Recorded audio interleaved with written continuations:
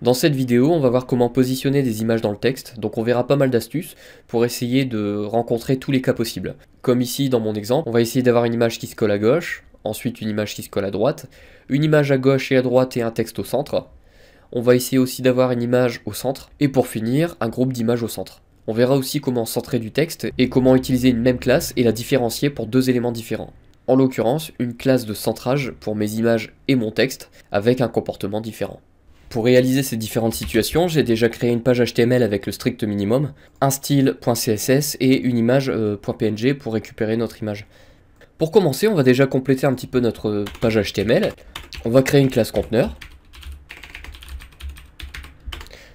qui va contenir mon texte et mes images. Je vais créer un premier paragraphe et dedans, je vais générer du texte automatique. Donc lorem ipsum. Je vais insérer mon image juste avant. Image.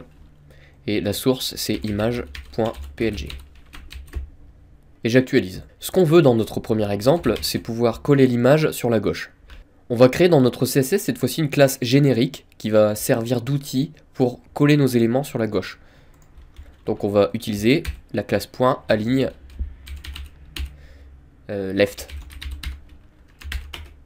Et dedans, on va lui mettre un float left. Maintenant, si je veux coller mon image sur la gauche, il me suffira d'utiliser mon float left dans mon image. Donc ici, image, classe, align, left. Mon image maintenant flotte à gauche de mon texte. On va commencer tout de suite par des bonnes pratiques. Ici, align left, c'est une classe générique.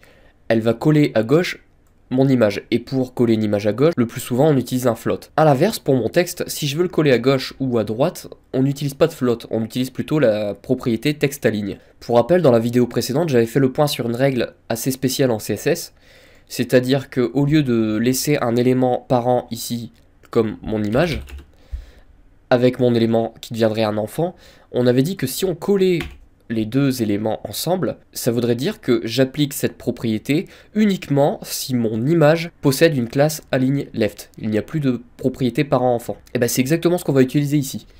Si je fais ça, et que j'actualise, on voit qu'il ne se passe rien et que rien n'a changé, puisque mon image, ici, utilise bien une classe align left. Maintenant, si on veut utiliser d'autres propriétés pour notre texte, il nous suffira simplement de faire p.align left. Et à l'intérieur de notre align left, on va simplement mettre les propriétés concernant notre texte. Donc texte-align de point left. Maintenant, si j'utilise la classe align left pour mon texte,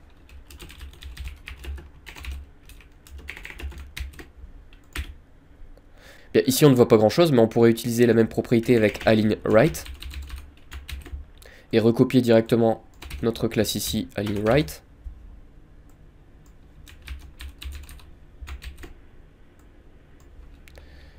Right.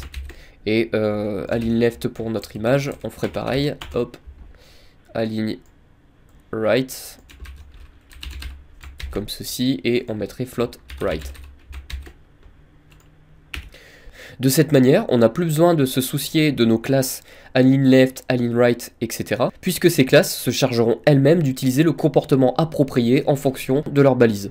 Dans ce cas précis, un align right pour mon image produira un float right, et la même classe align right pour mon texte produira un text align right. Donc ici on avait dit qu'on voulait notre texte à gauche, donc je vais mettre align left, même si par défaut, en général, le texte se place toujours à gauche. Et oui, mon image, c'était align left aussi.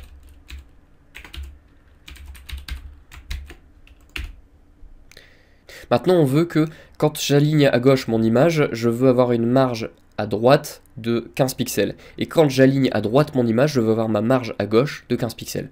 Donc simplement, je vais aller dans mon style, et dans align left et align right pour mon élément ici, je vais faire margin 2 points.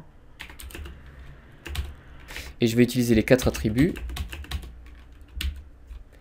Ici, pour la gauche, on veut aligner à droite, donc haut droit, 15 pixels.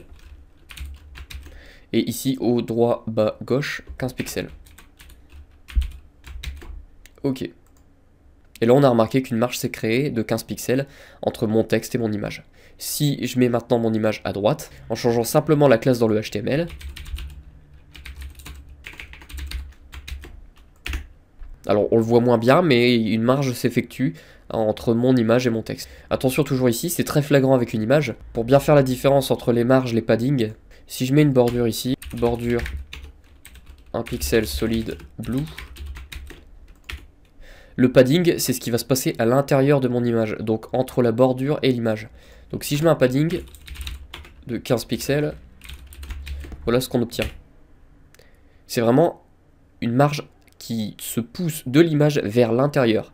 Tandis que notre marge ici, ça va se pousser de la bordure extérieure vers le texte. Voilà, je vais retirer mon padding, je retire mon border. Ok, donc je vais rajouter un petit peu de texte. Ici. Voilà, voilà. Bon, je vais remettre mon image à gauche. Left.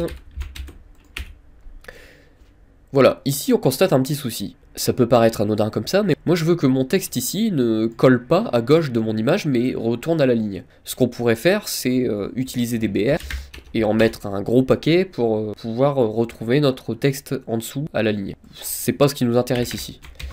Une solution consisterait à créer encore un outil en CSS, qui serait la fameuse propriété clear qu'on a déjà vue. Donc dans la classe clear, on mettrait clear boss pour nettoyer le float left et le float right en même temps. Si on avait voulu nettoyer uniquement le float left, on aurait mis left. Ici, moi je veux les deux. Et dans mon index.html, je peux utiliser cette propriété. Alors soit je l'utilise comme une classe vide, .clear, et j'actualise. Je me suis trompé, c'est au-dessus. Soit je l'utilise directement dans mon texte. Donc je supprime cette propriété ici et je la place à côté. Le fait de séparer par un espace, on peut ajouter plusieurs classes à un élément. Et ça donne exactement le même, sauf qu'en plus on a supprimé l'espace que produisait ma classe vide. Maintenant on va réessayer la même chose avec mon image à droite sur mon texte en dessous. Je recrée une image, donc je vais la recopier. Hop, et mon texte était ici. A noter que si vous voulez que l'image flotte avec le texte en question, il faudra toujours placer l'image avant le texte ciblé. Ici en l'occurrence je veux du right, donc je vais simplement faire right. Et vous voyez la simplicité des choses, je n'ai même plus besoin de toucher au CSS pour utiliser mes éléments. Ce genre de technique est utilisé dans les CMS comme WordPress, Joomla, Drupal, parce que justement ça permet à l'utilisateur de pouvoir utiliser des éditeurs en JavaScript, et où justement le JavaScript va se charger lui-même de rajouter ses classes dans le texte édité. On va ajouter ici cette fois-ci une div vide, clear, pour espacer, pour couper un peu les choses. Et ici on va créer deux images cette fois-ci. Donc je reprends mon image ici, et je reprends encore une image. Je veux que mon texte soit entre une première image et une deuxième image à droite. Et bien simplement, je vais afficher mes images avant mon texte ciblé. Mon texte, je vais le recopier. Ici, je vais prendre celui-là. Je vais le mettre ici. J'ai même pas besoin de la classe, puisque par défaut, il se met à gauche. Ok, donc je veux une image à gauche. Float left, et je veux une image à droite, donc align right. Si j'actualise, mon texte a bien été pris en compte entre mon image à gauche et mon image à droite. Alors là c'est parce que la fenêtre est compressée, mais si je reprends une taille normale, on peut constater que mon texte s'est retrouvé entre mes deux images avec les marges qui correspondent et sans débordement. Alors je vais recréer un peu de texte ici. On n'oublie pas que notre premier élément ici, il faut lui mettre un clear, sinon il va se retrouver entre nos deux images. Par exemple ici, si on casse pas le flux, bah, ça continue dans le même comportement. On va recalibrer notre flux, clear, classe égale clear. Voilà. Maintenant je vais recréer plusieurs textes. Cette fois-ci je n'ai plus besoin de mon clear.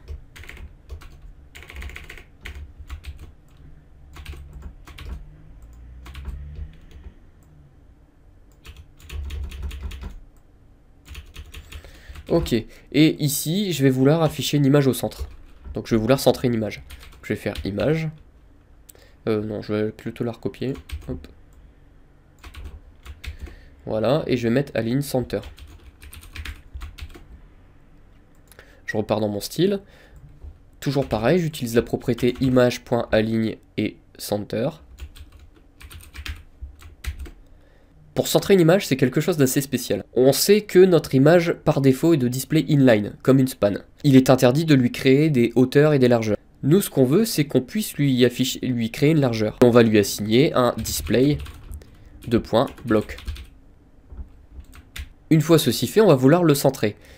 On avait dit margin 0 en haut et en bas, et auto, à droite et à gauche. Le truc, c'est que je vous avais déjà dit que auto ne fonctionne, auto à droite et à gauche, centre l'élément s'il obtient sa largeur.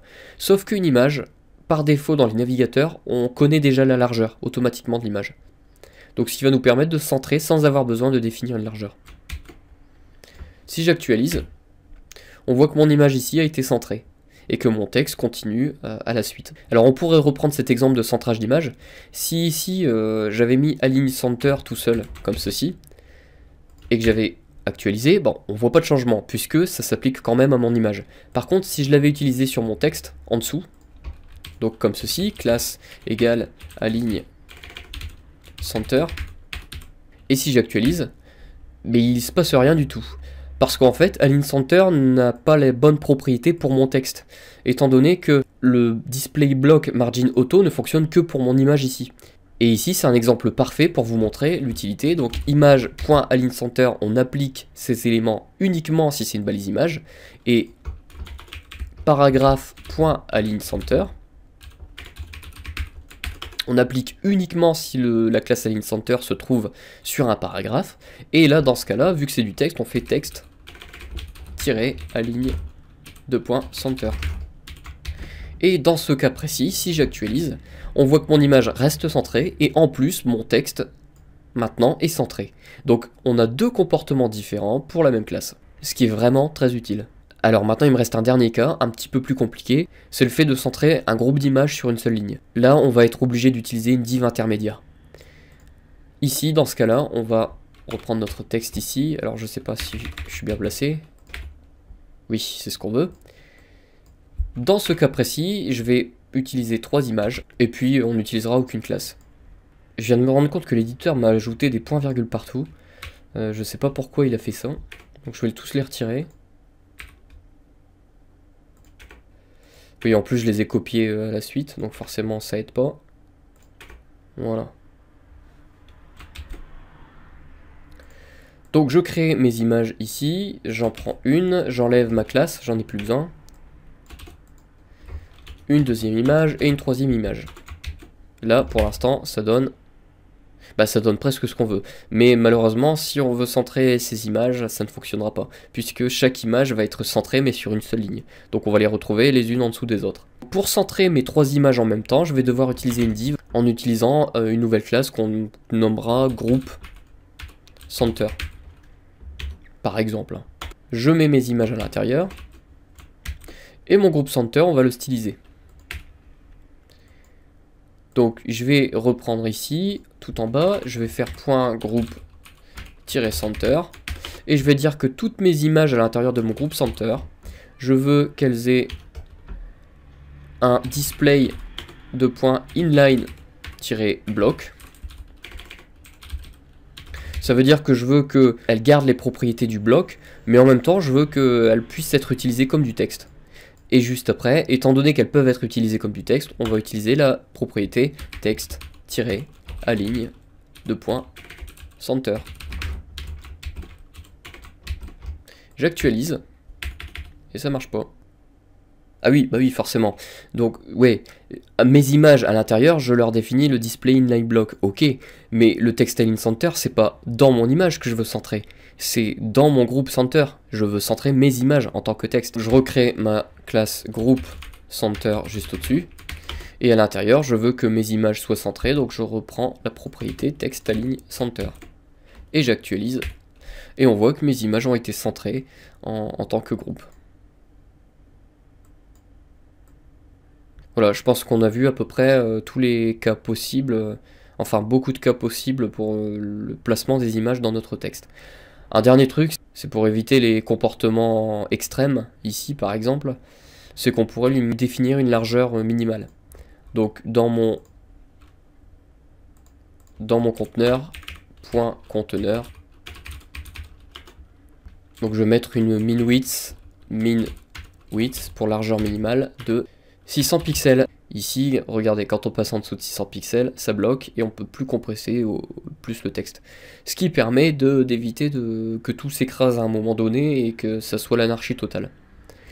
Voilà pour les placements d'images.